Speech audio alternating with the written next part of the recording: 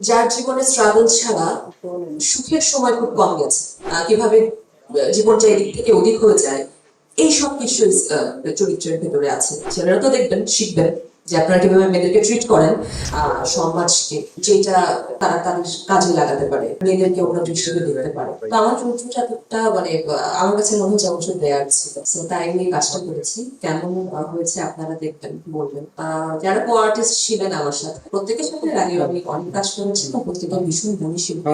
Specially কাউকে নিয়ে আলাদা করে বলার কিছু নেই। আসিফ আকবরকে বলার আছে, এবং এটা সবাই বলবেন। আসিফ ভাইয়ের সাথে এর আগে আমি একটা কাজ করেছি 2019-এ। নাম ছিল গহিনের গান, একটা পুরোদস্তের সিনেমা, যেটাকে বলে ফিল্ম সাদাত হোসেন লুইস, মানে বাকি ছিল। তখন থেকে তাকে চিনি। সবার যেরকম পছন্দ, তার সাথে মানে আমি তাকে সবার থেকে একটু বেশি পছন্দ করি। I don't know why, because he is such a nice gentleman. আর আমি তাকে অভিনয় শিখিয়েছি। এটা তো he has to mention that. যেহেতু বলছেন ফার্স্ট টাইম তার মিউজিক ভিডিওর পরে একটা সিনেমা সে করেছিল আমার সাথে। সো এনিওয়ে, নিজের ক্রেডিট নিজেই নিচ্ছি। এরপরে যখন শুনলাম এই সিনেমাতে আসিফ ভাই পুরোটা সব গানগুলি উনি গাইছেন, এইটা একটা এক্সট্রা মাত্রা যোগ করেছে আমার কাছে এই কাজটাকে হ্যাঁ বলার জন্য। আরেকটা কারণ, একজন লগ্নি যিনি করেছেন তিনি একজন মহিলা। হ্যাঁ, তো আমরা তো ওমেন, একটু তো মেয়েদেরকে সাপোর্ট করার চেষ্টা করি।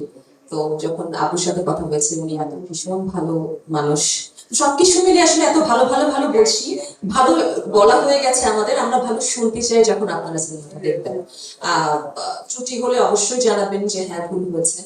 যদিও আমরা সেটার স্কোপটা কম দিয়েছি, সবই ভালো ভালো চেষ্টা করেছি। তো এই তো, আর বেশি কিছু কথা বাড়াতে চাই না। আর অনেকে আছে, সিনেমার সাথে থাকেন। চেষ্টা করেছি, কষ্ট করেছি, কষ্টের ফল সুন্দর হোক, সেটাই চাই। আমার যে চরিত্রটা গুরুত্বপূর্ণ, আমি সেই নারীর চরিত্রে অভিনয় করেছি যে নারীটা আপনার পাশের বাসা, আমার পাশের বাসার উপর তালা নিচতলা, এবং যার জীবনে স্ট্রাগল ছাড়া সুখের সময় খুব কম গেছে। তো সুখগুলি কিভাবে আসলে আমরা হাতড়ে নিতে পারি আমাদের ভুল একটা চয়েসে, কিভাবে জীবনটা এদিক থেকে ওদিক হয়ে যায়, এই সব কিছু চরিত্রের ভেতরে আছে। খুবই জরুরি এটা প্রত্যেকটা মেয়ের দেখা। ছেলেরা তো দেখবেন, শিখবেন যে আপনারা কিভাবে মেয়েদেরকে ট্রিট করেন, এটাও আপনাদের শেখা দরকার।